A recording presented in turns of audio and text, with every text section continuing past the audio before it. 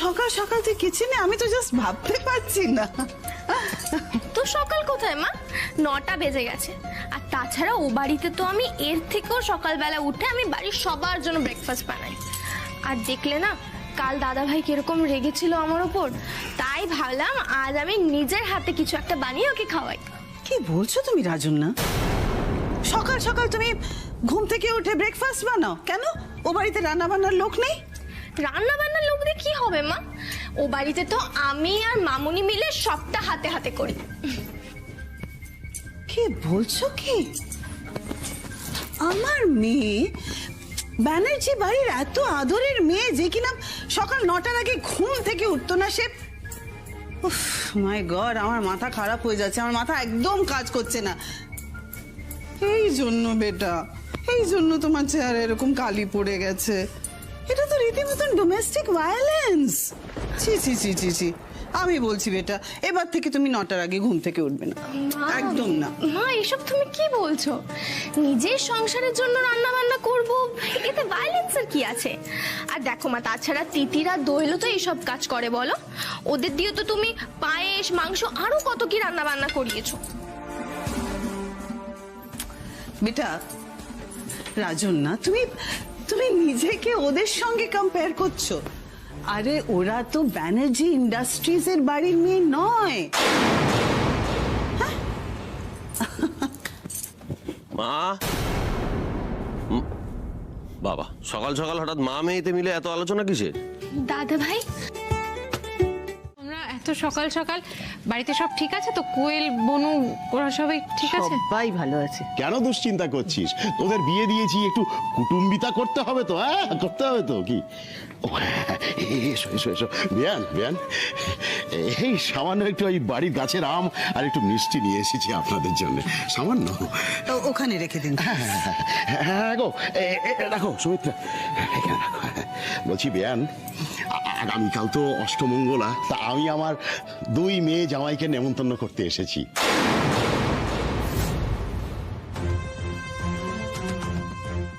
আর শ্বশুর বাড়িতে তো 2.5 দিন মতো থাকতে হয়, তা আপনারা একটু পাঠিয়ে দেবেন। হ্যাঁ, 2.5 দিন? কি বলছেন আপনি?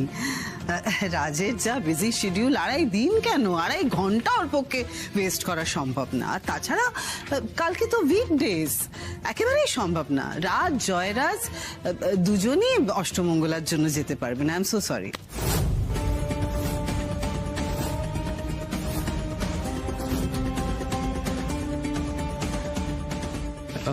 মা, আমি বলছিলাম দাদা ভাইকে একবার জিজ্ঞেস করে নিলে ভালো হতো। যদি সামহাউ ম্যানেজ করতে পারে আমাদের তো যাওয়া উচিত। জয়, আপনি আমাকে এখানে ডেকে আনলেন ঘাটালে নিয়ে যাওয়ার জন্য রাজি করাবেন বলে, তাই তো? দেখুন, আমি তো বললাম আমার অফিসের কিছু কাজ আছে, সেগুলো হয়ে গেলে আপনাদের বাড়িতে গিয়ে আপনি মূর্খের স্বর্গে বাস করছেন। আপনি এতদিনেও আমাকে চিনতে পারেননি না? আপনার সত্যি মনে হয় আমি ড্রয়িং রুম থেকে ঘরে নিয়ে এসেছি আপনাকে রাজি করানোর জন্য? আমার আপনার সঙ্গে কিছু কথা আছে, সেই জন্য ডেকে নিয়ে এসেছি। আপনি যেমন সবার সামনে আমার কথায় ওখান থেকে ঘরে এলেন আমার সম্মান রক্ষার্থে, সেরকমই আপনার সম্মান রক্ষার্থে আমি কথাগুলো সবার সামনে বলতে চাইনি, তাই ডেকে নিয়ে এসেছি। বলতেটা কি চান আপনি? আপনি কালকে বড় মুখ করে বলছিলেন না আমার পরিবারের সব দায়িত্ব আপনি নিতে চান? হ্যাঁ, সে তো এখনো বলছি, পরেও বলবো, সবসময় বলবো। দায়িত্ব নেওয়াটা এতটা সহজ নয়। এই 45 ডিগ্রি গরমে দুটো মানুষ নিজেদের সাধ্যমতো ফল মিষ্টি নিয়ে ঘাটাল থেকে বালিগঞ্জ এসেছে ট্রেনে করে। কেন? তাদের 2 জামাইকে অষ্টমঙ্গলায় নিমন্ত্রণ করবে বলে।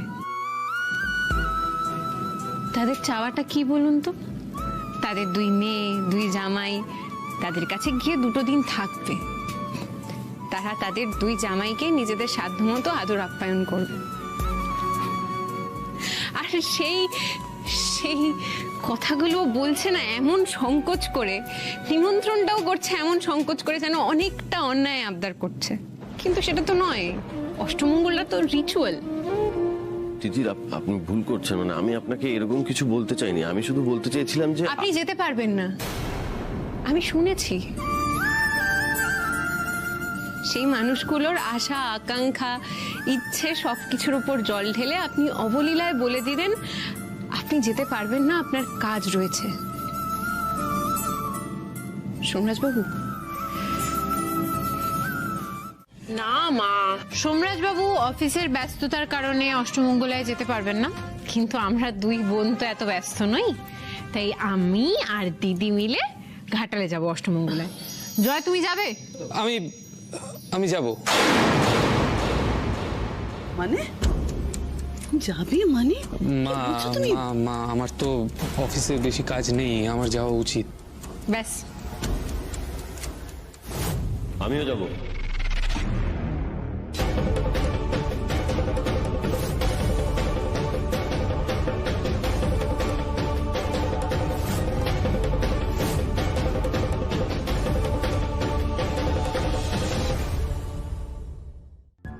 কি বলছো তুমি রাজ? তিতির, তুমি রাজকে ঘরে নিয়ে গিয়ে জোর করেছো না? না না না মা, তিতির আমাকে একবারও জোর করেনি, আসলে আমারই মনে হলো যে যাওয়াটা উচিত। দেখো, কাজ তো সারা জীবন থাকবে, আর এই কয়েকদিনের কাজ না হয় আমি ফোনে ফোনে সেরে নেব। আসলে কি বলতো, এই রিচুয়ালস গুলো তো একবারই আসে জীবনে, তাই আমার মনে হয় যাওয়াটা উচিত। আর ওনারা এত কষ্ট করে এসেছেন, আশা নিয়ে এসেছেন, আমরা সবাই মিলেই যাই তাহলে। যাবে মানে? থাকবে বুঝি?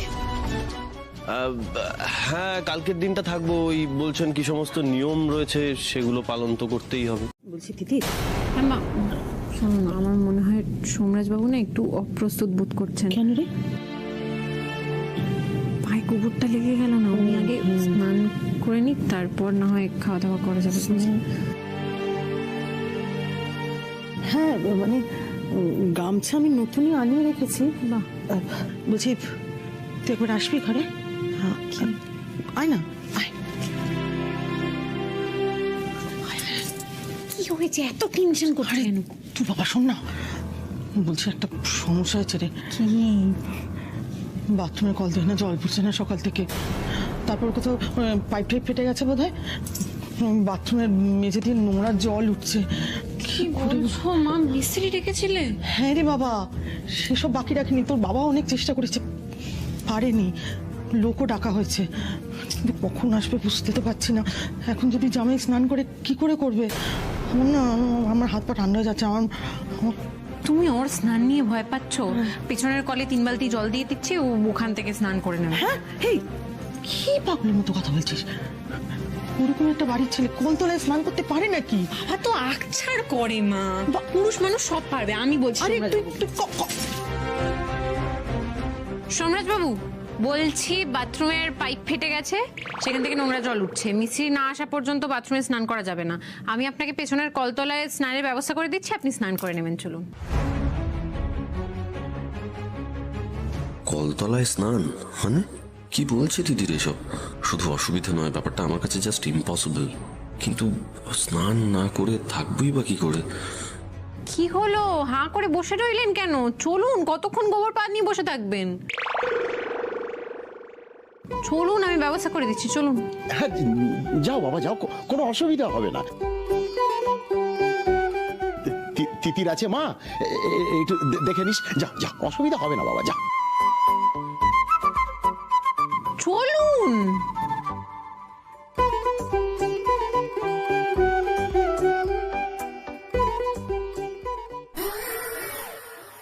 তিন বালতি জল রাখা আছে, সঙ্গে সাবান আর চোবড়া এখানে রেখে দিলাম, আর নতুন গামছা মা নিয়ে এসছে। আপনি ফার্স্ট ক্লাস স্নান করে নিন এখানে ভালোভাবে। কিছু যদি প্রয়োজন পড়ে আমাকে একটা হাক দেবেন, আমি সামনেই আছি, আমি শুনতে পেয়ে যাবো। ঠিক আছে, করে নিন স্নান।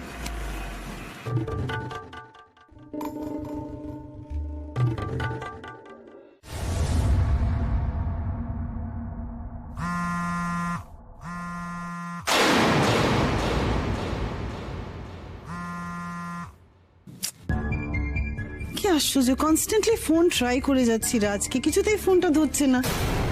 আমি রাজকে ফোন করব, ফোন ধরবে না, এরকম তো কোনোদিন করে না ছেলেটা।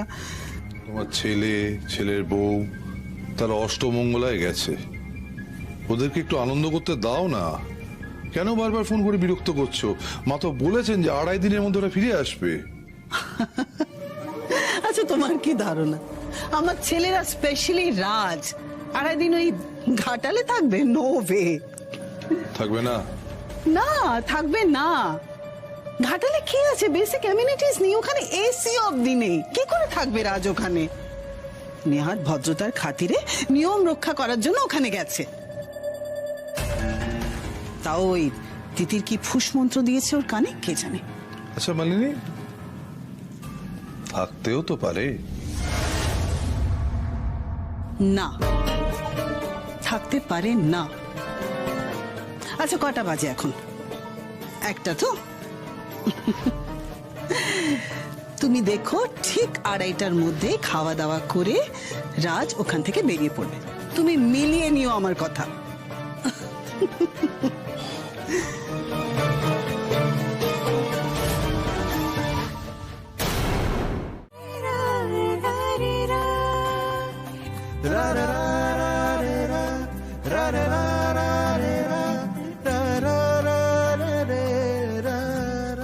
এভাবে কেউ সাবান মাখিয়ে মুখে চোখে, চোখ তো জ্বলবেই।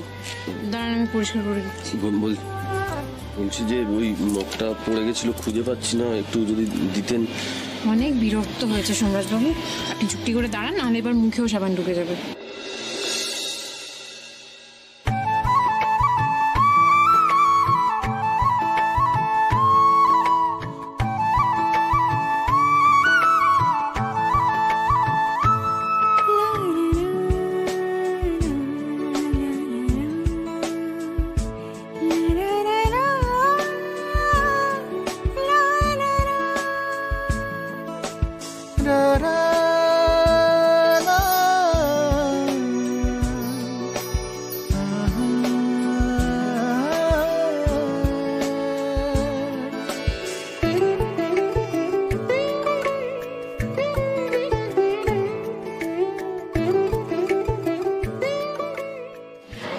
আপনি তখন এত জোরে আওয়াজ হলো, নিশ্চয়ই পড়ে গেছিলেন বা ধাক্কা খেয়েছেন। পায়ে কি ব্যথা করছে আপনার? এখন ঠিক আছে। সবেতেই ঠিক আছে বলছেন, দেখে তো মনে হচ্ছে না কিচ্ছু ঠিক আছে। সাবানটা কোথায়? সাবান এখানে পড়ে গেছিল। তো ছটফট কেন করছেন? একটু চুপটি করে দাঁড়ান না প্লিজ। আরেকবার আসুন, মাথা ঠোকাকে তবে নাহলে সিং গজাবে।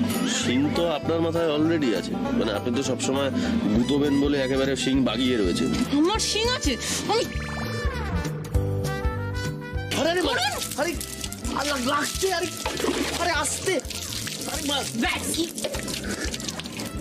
কি হলো এটা? আপনার যে গাতে গাতে বদমাইশি বুদ্ধিগুলো আছে সেটা ঘষে বের করে দিলাম। আপনি এরকম ম্যাকাকা মুলাটার মতো কাজগুলো কি করে করতে পারেন? মানে আমি কেন পারি না? কি বললেন? কলারটা মূলটা? ম্যাকাকা মুলাটা বাঁদরের বিজ্ঞানসম্মত না।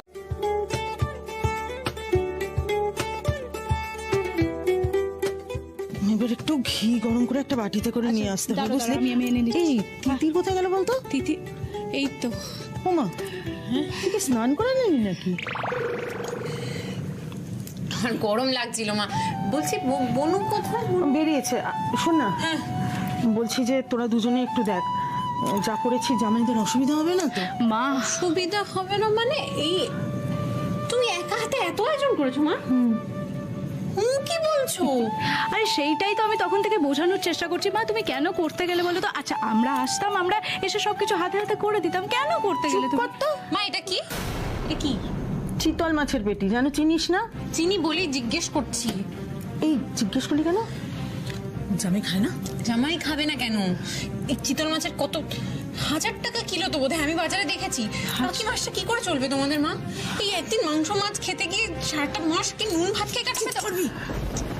সব সময় বাজে কথা বলা, বক বক বক বক। জামাইরা শুনতে পেলে কি ভাববে? দিদি তো ঠিকই বলেছে মা।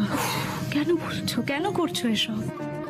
মা, ও মা, ও মা, দেখো মিষ্টি দই এনেছি। নিতাইদা ঠান্ডাই দই দিয়েছে। বাবা তুইও আজ? ইয়েস, একেবারে মহাভোজ। তুই কি মহাভোজ বলছিস? দিন দিন বড় হচ্ছিস বনু, বাড়ির সমস্যাগুলো বুঝিস না। মা বাবা না হয় এত কিছু আয়োজন করতে চাইলো, তুই একবার আটকাতে পারলি না? কেন কেন আটকাবো কেন? সোমরাজ দা জয়রাজ দাকে খাওয়ানোর এত বড় সুযোগ পেয়েছি, ছাড়বো কেন? আর শোন, বউ ভাতে ওরা সবাই মিলে আমাদের কত যত্ন করেছে বলতো, খাবার তুলে অবধি দিয়েছে হাতে। মাকে কি কাজ করতে হবে বলো, আমি করে দিচ্ছি। অনেক কাজ হয়েছে, সকাল থেকে দুজন মিলে অনেক খেটেছো। এবার যা করব আমি আর দিদি করবো। হ্যাঁ একদম একদম। দাও, জলের গ্লাসগুলো নিয়ে আমাকে আমাকে হাঁড়িটা দাও, আমি রেখে আসি। বাবা।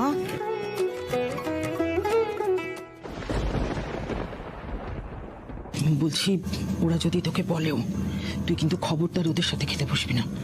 4 পিস আছে মোটে, চিতল মাছ 4 পিস, ভুলে যাস না। হ্যাঁ মা, তুমি আমাকে অত খুলে বলতে হবে না, মুনিয়ার যথেষ্ট বুদ্ধি আছে। তাই নাকি? আর মুনিয়া যে খেতে ভালোবাসে সেটাও আমি জানি। অন্য কিছু খাইয়ে দাও। ঠিক আছে, চলো চলো।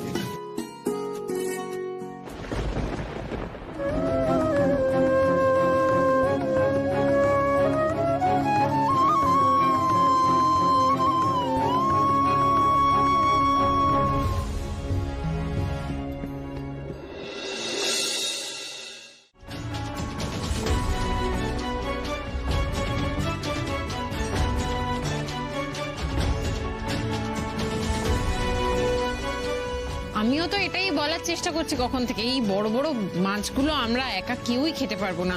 আমি বরঞ্চ বনুর জন্য হাফ রেখে দিলাম। হ্যাঁ, আমিও সেটাই বলছি মা। এই যে আমি মাছটা রেখে দিলাম, কোয়েল কলেজ থেকে ফিরলে ওকে খাইয়ে দিও, কেমন? তোরা কি শুরু করলি বলতো? একদিন একটু ভালো মন্দ রান্না করে খাওয়াচ্ছি, সেটাও তোমরা সবাই তুলে দিচ্ছ। মা কি বলছো? তুলে কোথায় দিলাম? তুলে দিয়েছে একটা জিনিসও। আরে এত খাবার করেছো, সবটা তো খেতে হবে। কি করে খাবে বলো, তার উপর অত বড় বড় মাছ। সেই জন্য আমরা সবাই ভাগ করে খাচ্ছি। আর তাছাড়া তো তুমি ছোটবেলা থেকে বলতে যে ভাগ করে খেলে ভালোবাসা বাড়ে। হ্যাঁ, ভাগযোগ করে খেলে একটু আনন্দটা বাড়ে বই কি। আপনাদের একটা গল্প বলি। ছোটবেলায় জয়া আমাকে বলতো, দাদা ভাই এসো উচ্ছে ভাজা ভাগ করে খাই। তো ও ওর পাত থেকে ভালোবেসে উচ্ছে ভাজা ভাগ করে আমার পাতে তুলে দিত। দেখা যেত যে ওর পাতে 2টো উচ্ছে ভাজা পড়ে রয়েছে, আমার পাতে বাকিটা। ভালো ভাগ করতে পারে। ছি ছি ছি ছি ছি। এই আজকে কিন্তু আমি একদম ঠিক ভাগ করেছি। আজকে কিন্তু এসব বলে লাভ নেই। আর এক সেকেন্ড, শুধু আমারটা বললে হবে নাকি? নিজেরটা বলো। রেগুলার আমার প্লেট থেকে অমলেট খেত। হ্যাঁ, মানে শুধু ডিমের অমলেট কেন, আসলে আমার আপনজন যারা, তাদের কাছ থেকে ওই আমার পছন্দের জিনিসটা নিতে পছন্দ করি। সেদিন দেখলেন না আমি আপনার কাছ থেকে কেমন 2টো পেন চেয়ে নিলাম। মেশামশাই, এই 2টো পেন না? হ্যাঁ, আমার পেন বাবা। আপনি আশীর্বাদ করে একটা পেন আমাকে দেবেন, আর একটা না হয় জয়কে দেবেন।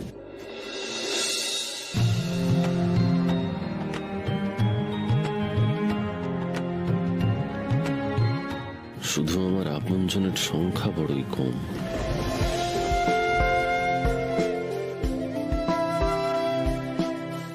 তিতির মা, আছিস রে? দিদা এসো এসো এসো। তুমি কষ্ট করে এই রোদের মধ্যে আসতে গেলে কেন বলো তো? আমি তো যেতাম তোমার সঙ্গে দেখা করতে। সে না হয় তুই যেতিস, আমি তো এই নাড়ু আর আমতেল তুমি আমার জন্য এসেছো? এগুলো তোর বরের জন্য এনেছি, তাকে এই যে বর বর। থাক। এগুলো আমার জন্য? খেও, কেমন খাও তো তোমরা? হ্যাঁ, আমি আচার খেতে খুব ভালোবাসি। তার উপর আপনি রোদে এত কষ্ট করে এনেছেন, আমি খাবো না, এটা হতে পারে? বেশ, আসি রে। এখন বেরোবে মানে? তুমি একটু বসে যাও, এই রোদের মধ্যে কষ্ট করে এলে। না রে মা, বাড়িতে অনেক কাজ পড়ে আছে। আসি গো নাচ জামাই। হ্যাঁ চলুন না, আমি আপনাকে এগিয়ে দিই। তিতি, নাচ জামাই বড় ভালো রে, ভালো থাকিস। চলুন, আসুন আসুন। অবাক লাগছে? আমাদের এখানে রোজ সন্ধ্যাবেলায় সন্ধে দেওয়া হয়, আর ঠাকুরকে বাতাসা দেওয়া হয়। সেই বাতাসা দিয়ে মুড়ি খেতে খেতে আমরা পড়তে বসি। Wow, interesting. ইন্টারেস্টিং তো লাগবেই আপনার কলকাতা থেকে এসে। কিন্তু কলকাতার বাইরে যে কোনো এরিয়াতে এটা খুব রোজকার একটা ঘটনা। যাই হোক, এ নিন চা খান। আপনি বানালেন? কেন বলুন তো? না মানে কিরকম একটা গোবর গোবর গন্ধ বেরোচ্ছে। আচ্ছা, আপনি যখন পড়ে গেছিলেন তখন আপনার হাত দুটো গোবরে পড়েছিল না? না, আমার ঠিক খেয়াল পড়ছে না কি ঘটলো। আপনি খুব বাজে কথা বলছেন। আসলে কি বলুন তো, ওই গোবরে পড়ার উদ্বোধনী সঙ্গীত তো আপনি প্রথম গিয়েছিলেন, তাই না? কি ভালো লাগছিল, বাড়ির জামাই অষ্টমঙ্গলায় আসছে, 1 পা গোবর নিয়ে, দারুণ লাগছিল। আমার তো না হয় চশমা টশমা নেই, আপনার তো 4টে চোখ রয়েছে। এই 4টে চোখ নিয়ে কি করে আপনি গোবরে পড়লেন বলুন তো? মানে আমি বুঝতে পারছি না। Any special tips? বেশ, আমার না হয় অচেনা জায়গা, আমি গোবরে পা দিয়ে ভুল করেছি, কিন্তু আপনার তো এই জায়গাটা পুরোটা চেনা, আপনি তো সবটা চেনেন। তারপরেও কি করে দামাদ্দাম যেখানে সেখানে পড়ে যাচ্ছেন? একবার গোবরে পা দিচ্ছেন, একবার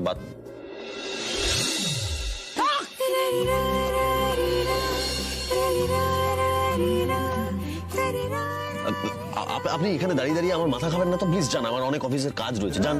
চাটা খেয়ে নিন।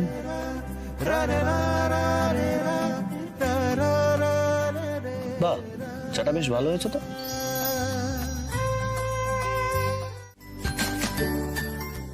আস্তে আস্তে আস্তে পড়ে যেও না, আস্তে। তুমি ঠিক এই আছো তো? তোরা। চিৎকারের আওয়াজ শুনলাম। আমি আবার ভাবলাম যে অন্ধকারে তোরা পড়ে টড়ে না যাস। এই মেজদি বলছিলাম, এই তো আসলে কি বলতো, আমাদের পাড়ায় লোডশেডিং মানে একটা বিরাট বড় পিকনিক হওয়া, সেই কারণে ওরা সব এরকম হই হই করে উঠলো। সোমরাজ দা, লোডশেডিং হয়েছে, চলো না গো আমরা ছাদে যাই। দাদা ভাই, আমাদের ছাদটা না খুব সুন্দর, চলো না একবার ঘুরে আসি। কি বলছি, শোনার নাকি অফিসের কাজ সব লাটে উঠেছে, উনি কাজ করুক, আমরা যাই। চলো চলো, আমাদের ছাদটা খুব সুন্দর, চলো দেখবে। চলো হ্যাঁ চল আচ্ছা, চল ঠিক আছে, চলো চলো চলো চলো। আস্তে আস্তে। কারেন্ট অফ, অফিস ছুটি।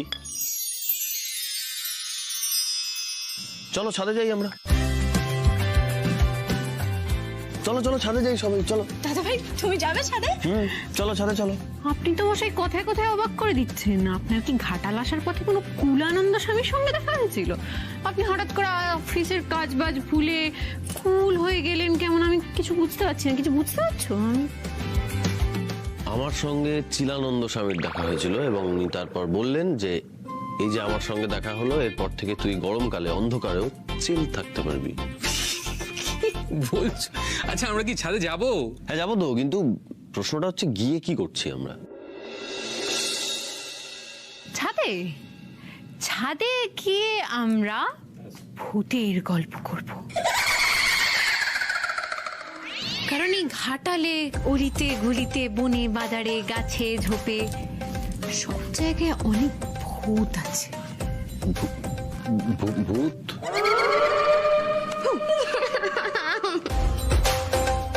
চলুন ছাদে যাই।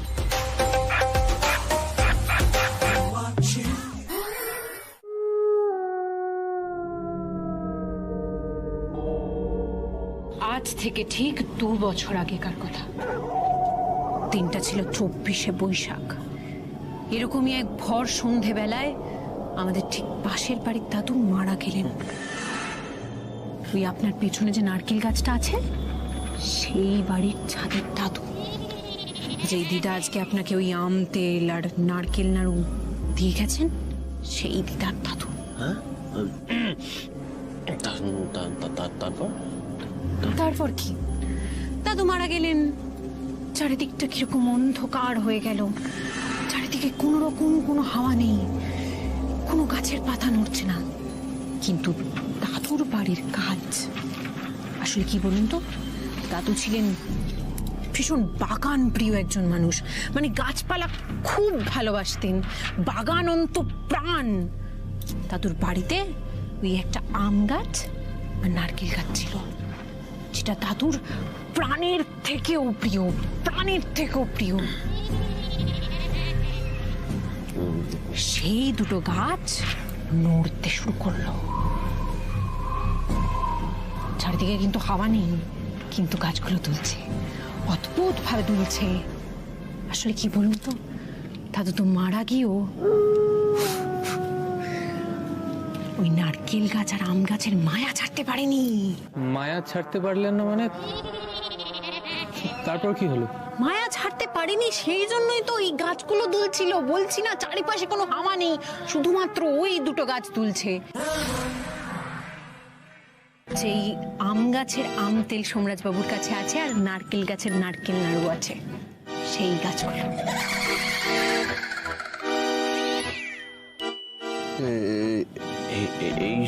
হ্যাঁ, ভুললাম তো, এই সেই নারকেল গাছ যেটা ছায়া আপনার উপরে পড়েছে।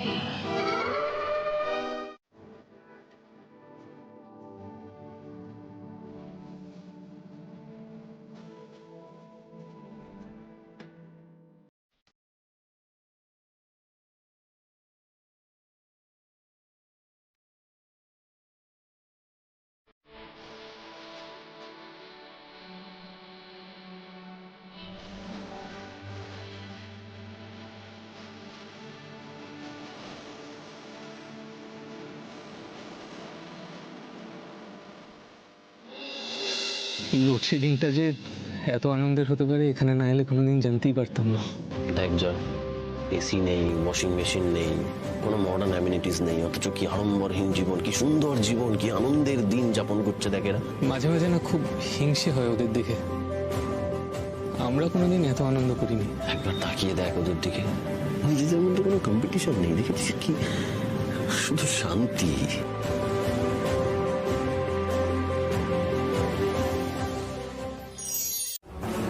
কি হয়েছে তোমার? তুমি এতটা হাইপার হয়েছে কেন? সুদীপ, মালিনী ব্যানার্জি হাঁটতে পারে না। আচ্ছা শান্ত Never, শান্ত শান্ত never. শান্ত হও। কি হয়েছে সেটা বলো আমাকে। রাজ বলছে ও ফিরবে না আজকে রাত্রে, ও ফিরবে না, ও ঘাটালে থাকবে। আমি জাস্ট সহ্য করতে পারছি না। মানে ওখানে থাকবে সেটা, ওখানে গন্ডগ্রামে থাকবে কি করে? সেটা কে ওকে বোঝাবে? কে বোঝাবে আমার ছেলেকে? ওখানে এসি নেই, বেসিক অ্যামিনিটিস নেই, কিচ্ছু নেই।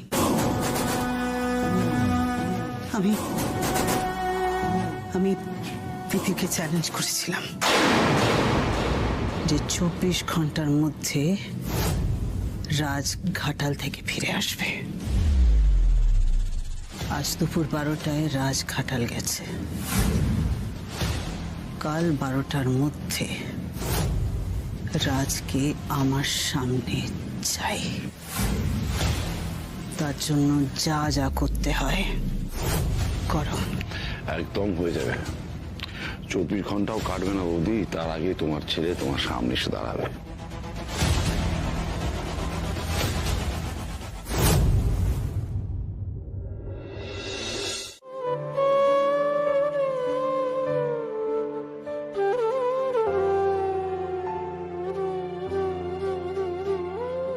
এবারে সত্যি খুব অসুবিধা হবে। অসুবিধে? জয়, তোমার এখানে থাকতে খুব অসুবিধে হচ্ছে তাই না? ঘুম আসছে না? হ্যাঁ বলো। না না, আসলে তোমাদের বাড়িটা আমার এত ভালো লেগে গেছে। তোমাদের এই বাড়ির চারপাশ, চারিদিকে এত শান্তি। এবারে কলকাতা ফিরে গিয়ে সেখানে থাকতে খুব অসুবিধা হবে।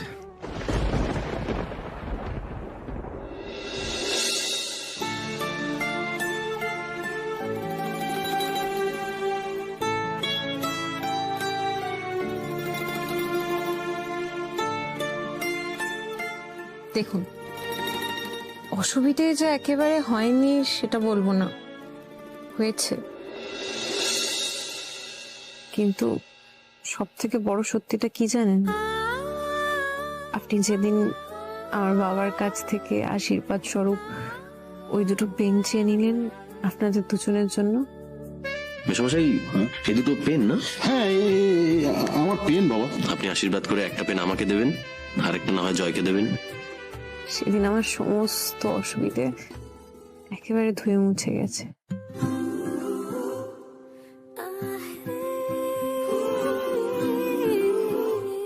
আমি জানি সেদিনকে আপনি কেন পেনটা চেয়েছিলেন, আর যে কারণে পেনটা চেয়েছিলেন সেটার জন্য তো আপনাকে আলাদা করে কোনোদিনও ধন্যবাদ দেওয়া হয়নি। হয়তো আপনি যেটা করেছেন তার কাছে ধন্যবাদটা খুব ছোট একটা শব্দ।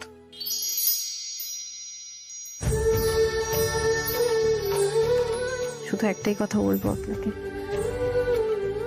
যে সোমরাজ বাবু আমার বাবার কাছ থেকে পেন চেয়ে নিয়েছিলেন, যে সোমরাজ বাবু আজকে সকলের সাথে মাছ ভাগ করে খেলেন,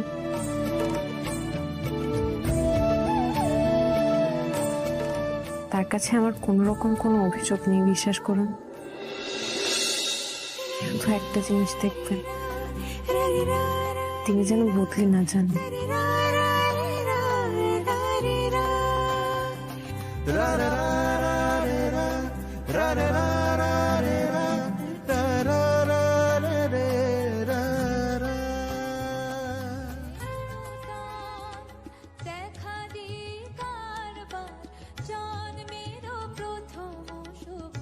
এই দিদি, এত রাতে আরে আজ 24শে বৈশাখ, তো কালকে 25শে বৈশাখ না? আমাদের এখানে খুব বড় করে রবীন্দ্র জয়ন্তী পালন করা হয়, সেইটারই রিহার্সাল চলছে। জানেন তো, আগের বছর পর্যন্ত আমি প্রতিবার নাম দিতাম। আমাদের পাড়ায় তো কোনো ছেলে নেই নাটক করার, তাই প্রতিবার আমাকেই ছেলে হতে হতো। শ্যামায় উত্তীয়, চিত্রাঙ্গদায় অর্জুন। তো এবার কি হলো? তিতির হরণ হলো। হরণ? কে কে করলো তিতির হরণ? আপনি? আমি? হ্যাঁ, এই যে বিয়ে হয়ে কলকাতায় আমি চলে গেলাম, রিহার্সাল করবো কি করে, সেই জন্য আমাকে বাদ দিয়ে দিয়েছে। তারপর দেখুন শেষমেশ আমার কাছেই না আসতে হয়। এই জানেন, আমাদের এখানে খুব বড় করে প্রভাত ফেরি বেরোয় সকালবেলা। আপনি যাবেন প্রভাত ফেরিতে? কি হয় মানে প্রভাত ফেরিটা কি কি হয় সেখানে? প্রভাত ফেরি হচ্ছে আমি না আপনাকে এখন বোঝাতে গেলে রাত পেরিয়ে প্রভাত হয়ে যাবে, বিশ্বাস করুন। তারপর সকালবেলা ওঠা হবে না, প্রভাতেই দেখবেন প্রভাত ফেরি কি হয়। এখন ঘুমিয়ে পড়ুন, অনেকটা রাত হয়েছে।